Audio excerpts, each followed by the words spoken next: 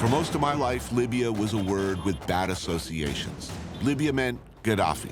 Libya meant terrorism. Pan Am Flight 103 went down in a blazing fireball. Libya meant a bad place where a comical, megalomaniacal dictator was the absolute power. Nobody in Libya, however, was laughing.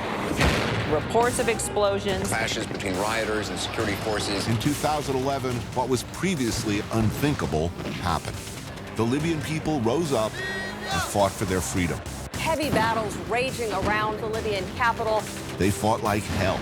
The rebels are about to force Gaddafi's complete departure. And they recorded the whole thing on their cell phones. I took a walk through this beautiful world. Felt the cool rain on my shoulder. Found something good in this beautiful world. I felt the rain getting colder. Sha-la-la-la-la, sha-la-la-la-la, sha-la-la-la-la, sha-la-la-la-la.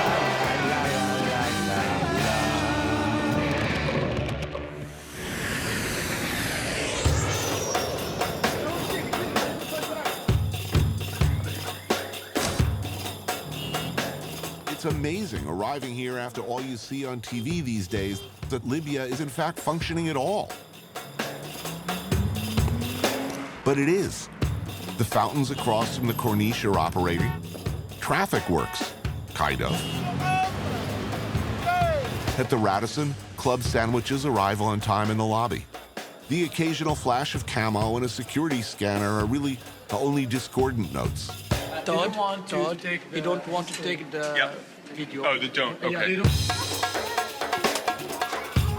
Inside the old part of the city, men slaughter a camel, while a girl records it with her iPad. No? Let her help. Okay. You say no. Kids are setting off fireworks in the Medina. Incoming. Tomorrow is the Prophet Muhammad's birthday, and people who have not known freedom for nearly 50 years are ready to celebrate.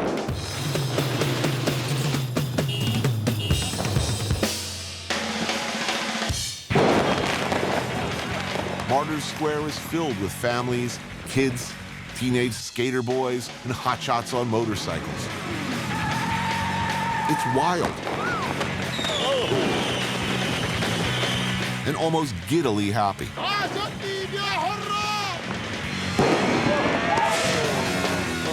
man. Young men in the camouflage pants of the militias, most of whom were civilians until last year, do their best to sporadically keep order or just join in the fun.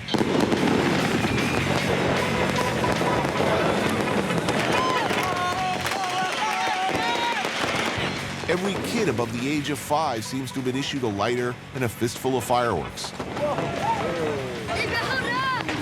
Ambulances idle on the margins of the square to treat fireworks-related injuries, of which there will be many. No, no, no!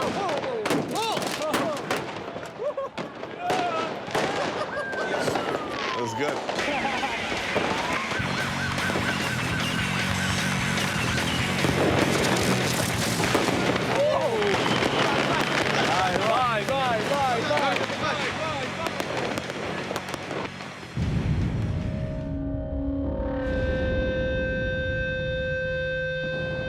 This is Tripoli, after 42 years of nightmare.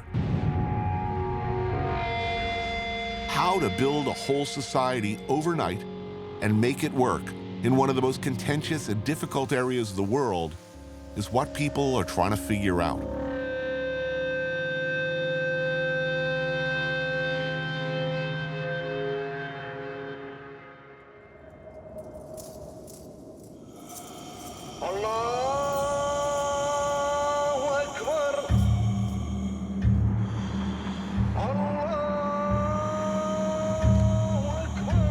So, before the war, did you think it would ever be possible? Did you dream someday this will change? No. In Gaddafi's time, you cannot say a word. you get killed. That's it. It was impossible. But then I joined the group, you know? Right. The revolutionary. Omar is young and was even younger when the fighting started. He, like so many Libyans from around the country, and many who had left, heeded the calls for revolution on Facebook and Twitter. They fought in Tripoli, Benghazi, Misrata, and everywhere in between. Who won this war? Young people or everybody? Everybody. But the young people, they started it. What was your day like as a revolutionary? You keep one thought in your mind. You do this for the next generation, for a better country, for a better life. You have a future now. Before Yeah. people, you know, There what was a people say. future in Libya before Gaddafi's regime. We're not gonna sugarcoat it. We were slaves for the Gaddafi. Oh, this looks good. Yeah, it is. Barracuda is a seafood restaurant just outside of town on the Mediterranean coast. One of the best foods in Libya, I think, the seafood. The menu's not printed on paper. It's laid out right there for you on ice. We have dot here. What do? They just grill that? Yeah, they open it and grill it. Some garlic, some sauce. It's really awesome. You pick out the stuff that interests you from the daily catch, Okay, let's get one of these. One of these. Some shrimps, calamari too. and they cook it for you the way you want. Good dot. Oh, beautiful. Wow. That's delicious. This is the stuffed calamari, Libyan style. With so many seafood, stuffed inside of it, like a turkey. Good sauce. Wow. Man, we are living large today. Yes, we are. Bismillah. Bismillah. So, what were you doing before the war? I was a travel agent. You were a travel agent? Yes. And I was studying too, in medical school. Many of the people who started the revolution, who fought in the streets with makeshift weapons, were, like Omar, medical students, garage mechanics, or simply teenagers. They transformed themselves in a matter of months from kids playing PlayStation to hardened fighters and field medics. Nobody believed that he can be removed, really. Extraordinary. Yeah. How quickly after the uprising started did you begin to think that, wow, this is possible? That we might actually win? The first day when the uprise, First day. yeah. The day before, you're thinking, impossible. We'll be stuck with this son of a bitch Whatsoever. forever. And then a few hours later, it's like, wow, this might work. Seeing groups with you going toward the Mortar Square, demanding their rights. At that moment, you feel that you can do anything. That this is gonna happen. If it didn't, well, I've died trying doing it. At least we've died like men doing it.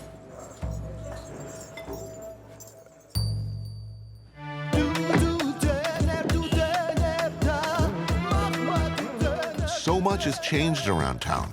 So much is changing. New music, graffiti, these things, they mean something.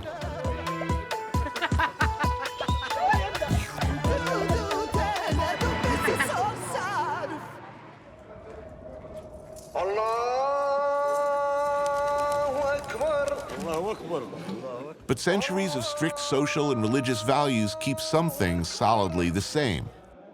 Alcohol, for instance, is strictly forbidden. Men and women follow hierarchical roles as before. Since the revolution, there's a tug-of-war over what is acceptable.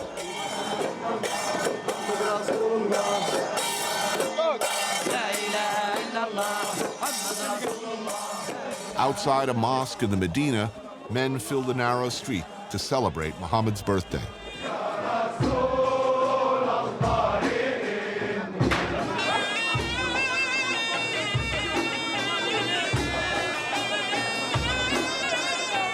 Snacks are passed around. Women watch and record from the rooftops.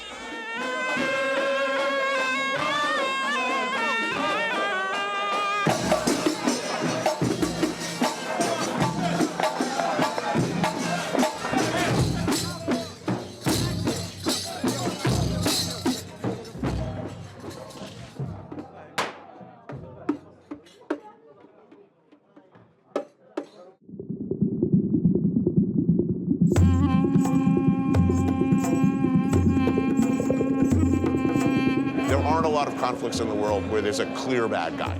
Clearly there was a bad guy here. Exactly. I mean, the one thing about Gaddafi is he believed he was the most important human being almost that had ever existed. I mean, he changed the names of the months. He changed the date of the Islamic calendar. Such megalomania. And as you well know, anyone outside, you mentioned the word Libya, everyone would just say Gaddafi. Yeah. Gaddafi stole the identity of Libya. Michel Cousins is the co-founder of the English-language paper The Libya Herald and has known several different Libyas in his lifetime. For so long, the news has been the personality. Gaddafi turned up to open a shopping centre. Gaddafi turned up to open an envelope. Those of us who knew Libya, who knew there was another Libya, wonderful people, we would talk about it as you talk about a dead person. Do you remember this? Do you remember that? And then in February 2011, suddenly there was resurrection. The dead came back to life. We meet at a Libyan coffee house, a traditional, male-only sort of a joint. Cafe culture is big here, a holdover from the days of Italian colonization, when Mussolini tried to rebuild Rome's long-lost empire. It's just been the most amazing experience, seeing the rebirth of a country, of a people. I mean, last night's fireworks. There was a general sense of exuberance, bordering on anarchy. I mean, I felt very happy there last night, if someone in peril. Yeah, well, it's Christmas. It's whatever, it's the 4th of July rolled into one. But also, there are people who are trying to stop it, sort of Puritans, extremists, if you want to say militants. And what has happened is people have come out in defiance of that. They're showing, we want to have fun. And remember, for a long time in Libya, you couldn't have fun. The biggest misconception is that the place is turning into another Afghanistan and Iraq, where you've got bombs go off, attacks. But it's not, as you've seen. Libyans have gone through an awful time having fought for freedom. People have died, people have struggled, and that's going to hold them together.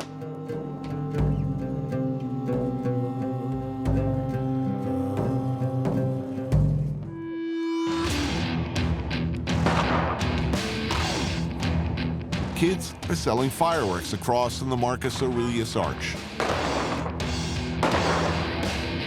One is constantly reminded that Libya was once a vital part of the ancient Roman Empire. That was nearly 2,000 years ago. Tonight, I was told, was going to be an even bigger, wilder celebration in Martyrs Square. But something has happened since last night. The British Foreign Office has just told all UK citizens to leave Benghazi, Libya's second largest city, due to an unspecified threat. The Libyan government, such as it is, has denied any basis for such drastic action. A lone cherry bomb now and again, an awkward flurry of Roman candles. The buzz of last night's chaotic partying harshed, big time. Whether or not this is a result of the larger geopolitical situation, the vibe towards this Western film crew seems apprehensive, uncertain.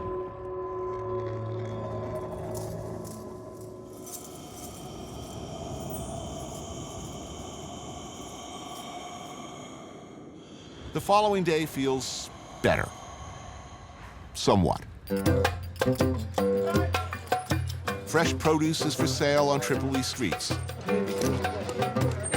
If you're a small restaurant or shopping for a big family, you bring cash, a wheelbarrow, and load up with what you need. But revolution has brought changed tastes. Libyans, especially young Libyans, hunger for more than just freedom.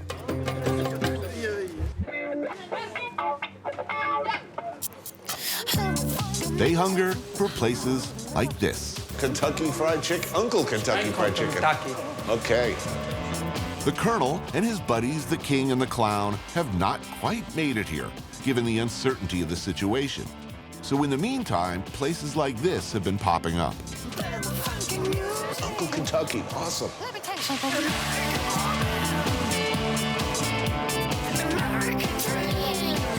Do you know where Kentucky is? The Kentucky is from USA. The part, yeah. Yeah. This place is new? Yeah, he's new. Before the Gaddafi, he don't... Impossible. Yeah. Now, he's normally. Oh, that's nice. How you found it? Spicy delicious. Bismillah. Bismillah. Johar, like many Libyans his age, fought to overthrow Gaddafi.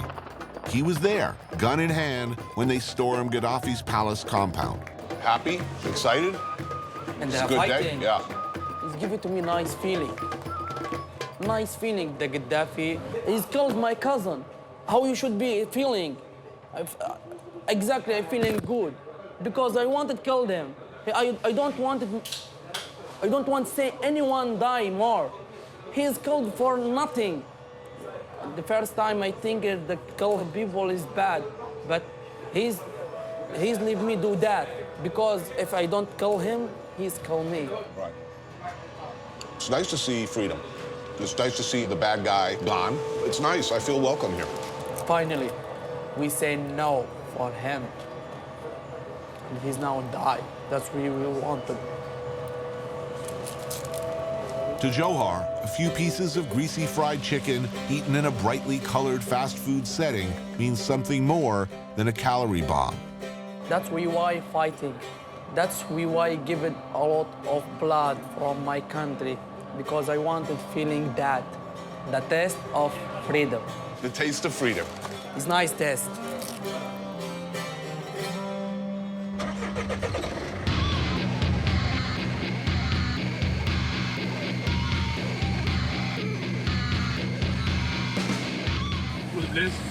Good.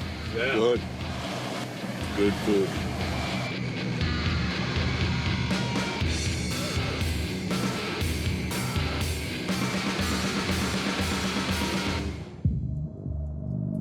Outside Tripoli's center, there's this. One-time axis of all power and untold evil. A huge complex of sinister offices, barracks, residences, on top of a rabbit warren of secret tunnels and underground facilities. The Bab al-Azizia, Gaddafi's enormous compound.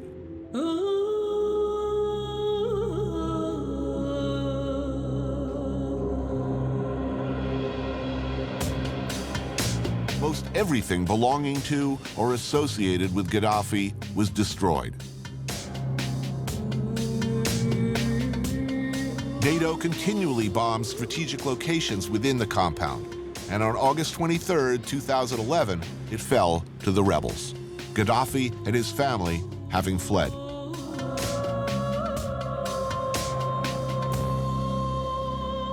This is what's left of Gaddafi's palace. So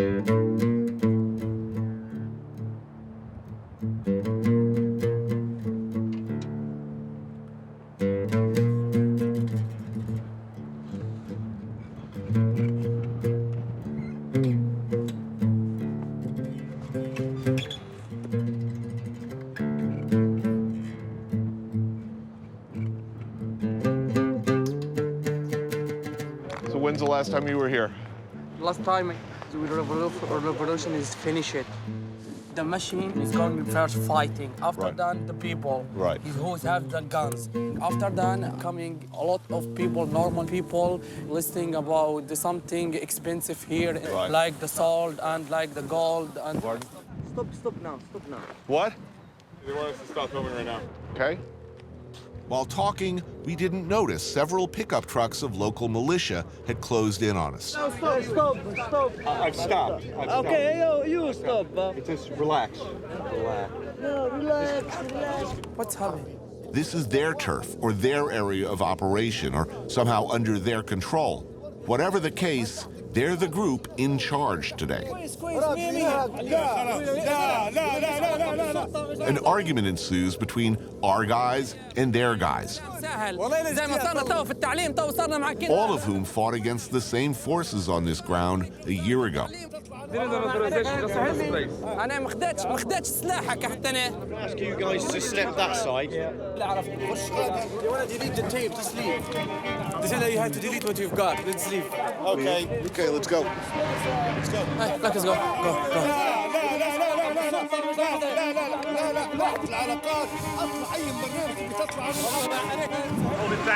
Hold it down. Hold it down.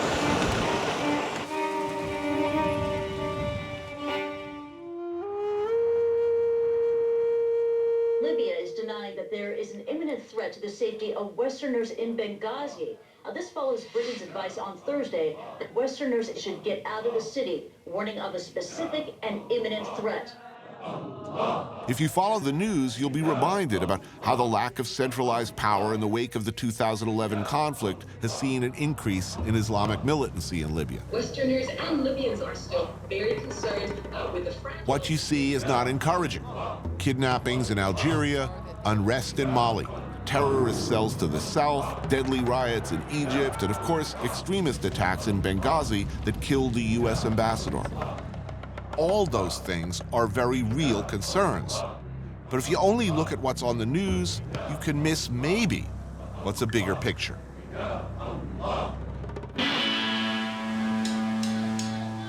Another morning in Tripoli, and life goes on. Vendors are out, people go about their daily routines.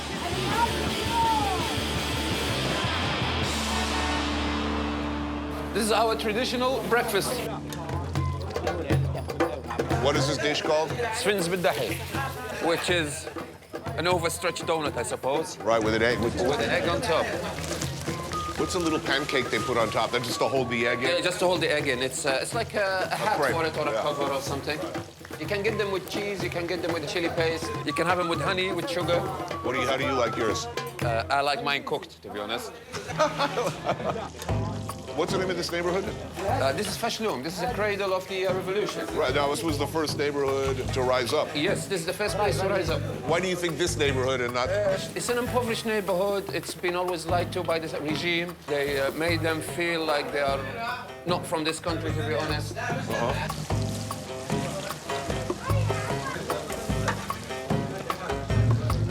We start with Bismillah. Bismillah. And we go for it. Oh, yeah, dip it right in the egg. And dip it in the egg. Delicious. So where were you when it all started? I was in London. Well, actually in Manchester at the time. What? And by the 27th, I was in Libya. We went out to see his house yesterday, in the compound. Well, I was one of the guys who entered from the southern gates, not northern gates. Akram is in the security business, a thriving industry here, as you could probably imagine. A lot of things happen in a lot of different parts of the country, sort of simultaneously. Kind of amazing that all of these people came together very fast. How did it happen? Yeah. Easy. Twitter. Yeah. It was really like that. Yes. We sent so much information to NATO via Twitter.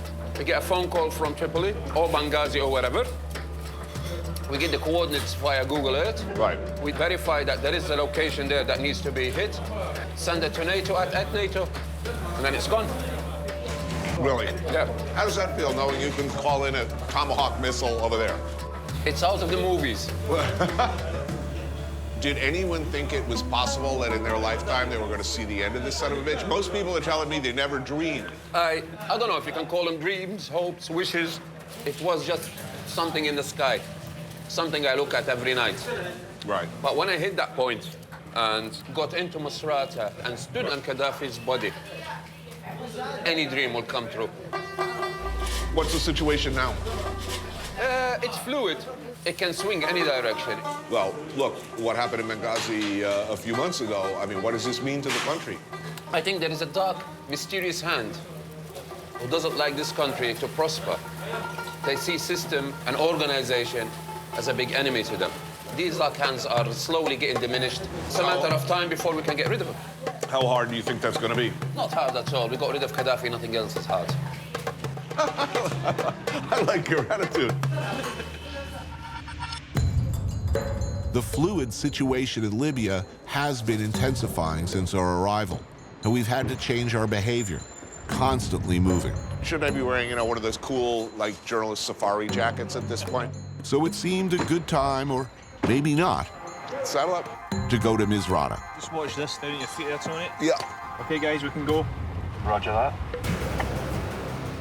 Since the revolution, Misrata's been the most secure city in Libya.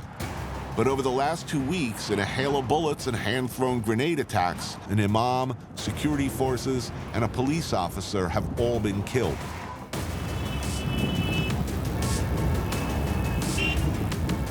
As we move forward, you come past me. All along the narrow, congested highway, there are checkpoints manned mostly by local militias. And I want to stress, most of them are friendly enough. We are, however, in a hurry to get to Misrata before dark.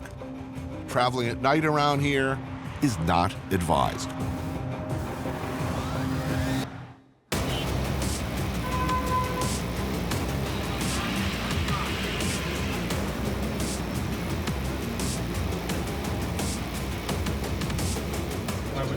Drop the camera pretty soon. Yep. Stop the camera. Stop the camera. No. Pulling into town after dark, it doesn't feel like a happy place to be right now. Misrata was where some of the fiercest and most heroic struggles of the war occurred. Resistance was the most determined, and the response by the Gaddafi forces especially merciless. We've just learned that earlier in the day, a city councilman who was a hero of the revolution was assassinated, and it's not clear who's responsible. Misrata is on full lockdown. Another checkpoint. Looking around at the price this city paid for freedom, you can see why they don't want to lose what they fought so hard for.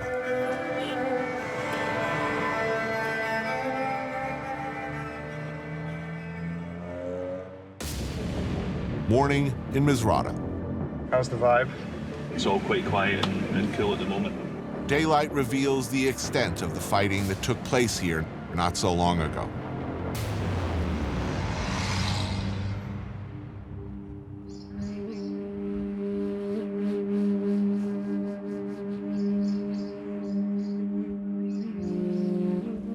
This used to be a vegetable market. Clothes. One of Gaddafi's soldiers' clothes.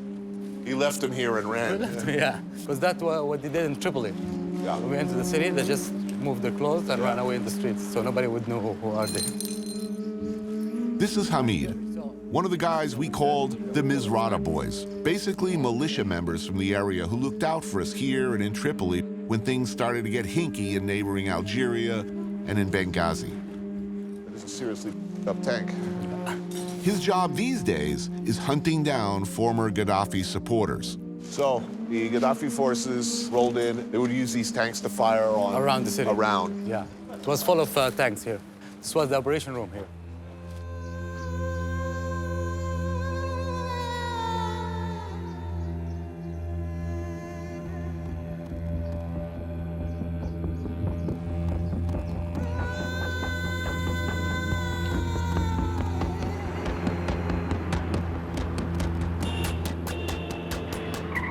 Now, if you had any doubt about the terrible odds these young revolutionaries were facing during the early days of the fighting, especially in the months before NATO came in with air support, check out Misrata's War Museum.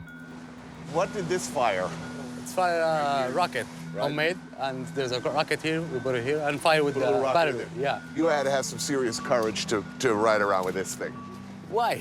We trust our people. There's a lot of homemade things here. This is homemade too. It fires a big rocket. This is Grad, homemade, this one. This was from a helicopter. Yes. We got it and we brought it in the cars. You took it off a helicopter and you put it on a car. And you know what this is for? You know Molotov?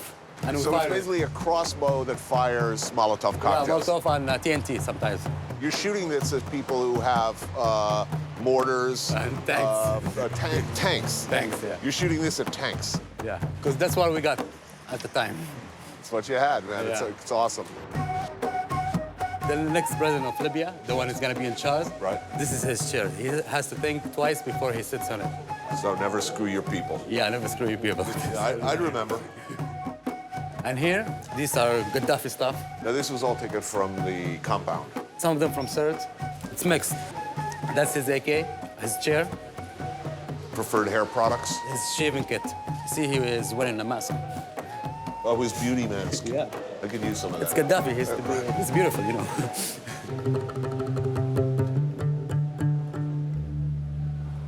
And this is the first martyr in Misrata. That's the first? Yeah, that's the first one. Who was he? He was like a businessman. No, he's just a normal guy. They went out to protest the first rally, and somebody came in and shoot him. So the next day, the whole city came out. That's when everything started.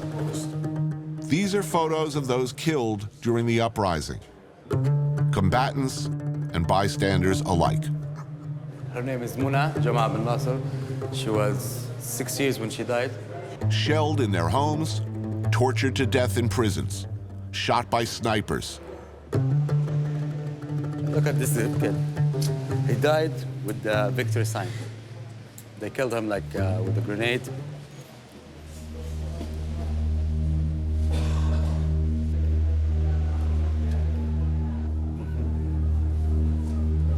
That's his lucky day. Yeah. You know what he was saying? He's saying, "What's going on, guys? Why my sons? Why are you doing that?" He still have the T-shirt. Yeah. Yeah, with the blood in it.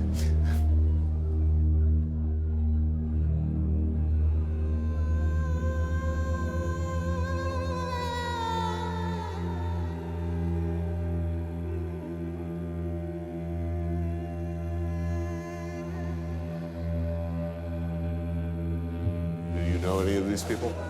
Yeah, I know a couple of them. I knew a couple.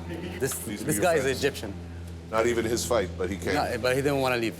4 of them, they died in Sirte. And this died in Tripoli. These are brothers and sisters, 1, 2, 3, 4. They died in the same day and the same house. And the mother, when we found her, she was holding the kid. They were both dead, like, and holding each other. It was like a very sad moment.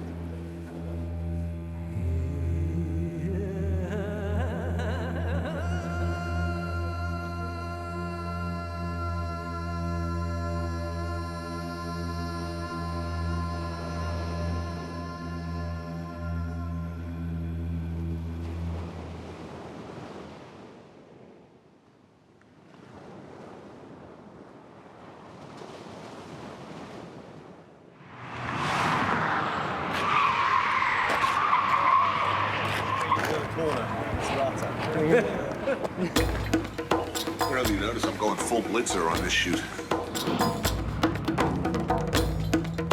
The Mediterranean Sea defines Libya's northern border. In shacks built along the coast, people get together on weekends to do what people do everywhere in the world in one form or another since the beginnings of society. Like barbecue? Who does not like barbecue? Here he is. They sure like them here. Chase down an animal? Kill it? Cycle of life. Cut it into pieces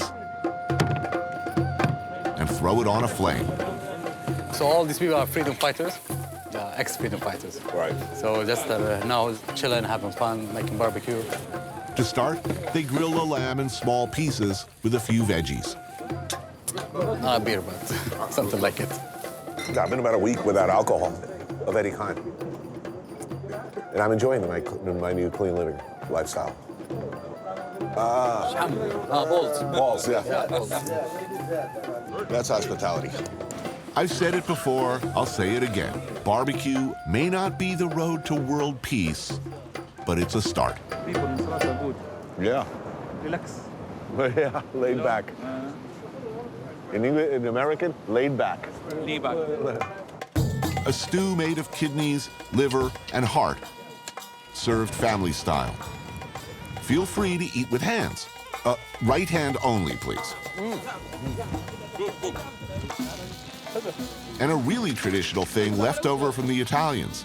Basically, pasta with ragu. What's this dish called? Bakuki.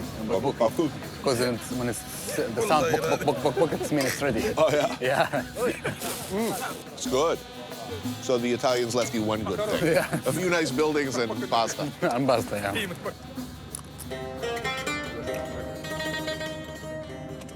So the story of Misrata, the story of Libya seems to be ordinary people suddenly called upon to do extraordinary things. Where were you when war broke out? I was in Canada, in Montreal. You're studying medicine. Yes. Dr. Jihan put her medical studies on hold to help tend all manner of horrible war injuries. What kind of procedures were you doing on a regular basis? Everything. Without prior practice and knowledge, so you just like kind of in the situation, trying to pick up things. How many patients did you treat a day? 60, 70. 60, it's like 70. a lot. Like the whole hospital was full. When you heard he'd been killed, what did you feel? Relief? I felt relieved. I was like realizing that, okay, it's over, and trying to heal my own wounds, because in the middle of it, you just go, and you never realize how much injuries and trauma you got inside yourself. Because before, you never think of like, we're gonna survive and we're gonna have a free Libya or anything. It's just like going with the state of mind that I'm gonna do my best and I'm ready in peace with myself if I die.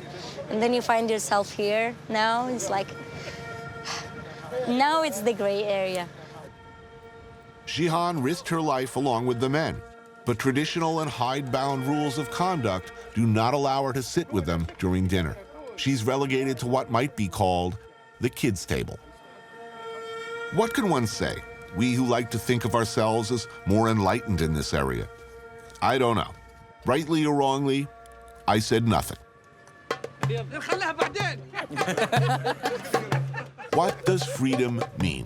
I don't know that either, I guess. For sure, it does mean the freedom to enjoy an afternoon no one thought possible only a little while ago. The freedom, at least, to joke, to laugh, to be for a while relatively carefree. Misrata, Libya. Goodbye.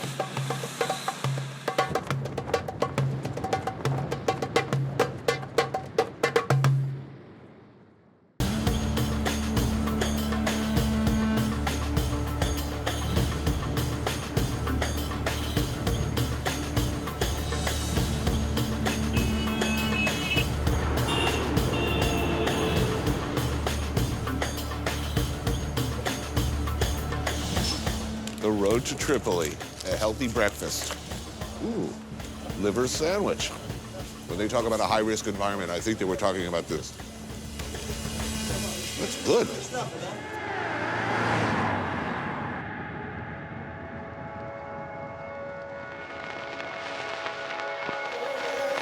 Halfway back to Tripoli, the magnificent ruins of Leptis Magna.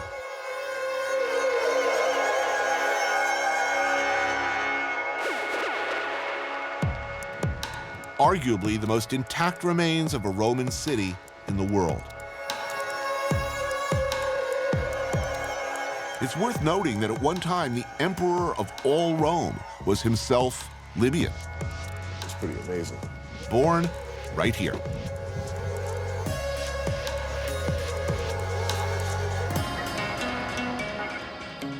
Someone chipped off all the dicks.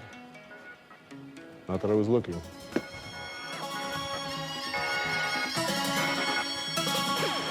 Anywhere else in the world, this place would be overrun with tourists. But look, no one. You're free to wander as you wish. Quite a backdrop, you know? If you're seeing a little dinner theater production of Our Town a couple of thousand years ago. Not bad. The only other visitors today are a troop of Libyan Boy Scouts. Bizarrely enough, Gaddafi himself was once a scout, and this was one of the only organizations allowed to remain independent of the government. Maybe I should go down there and introduce myself to my former comrades. Exchange some Boy Scout lore. Yes, yes, I was once a Boy Scout too. Salam alaikum, hello. Drilled into their heads is something that was long ago drilled into mine.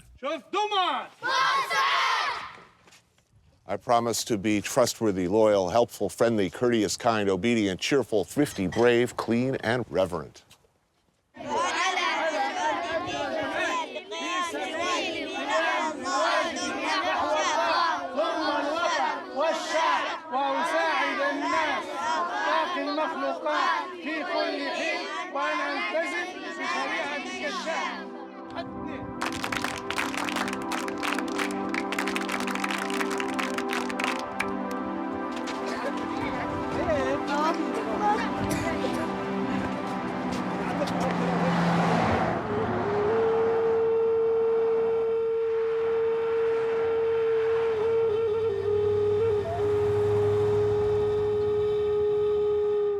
You know, it's been a really difficult shoot for a whole lot of reasons. It's not easy to shoot here.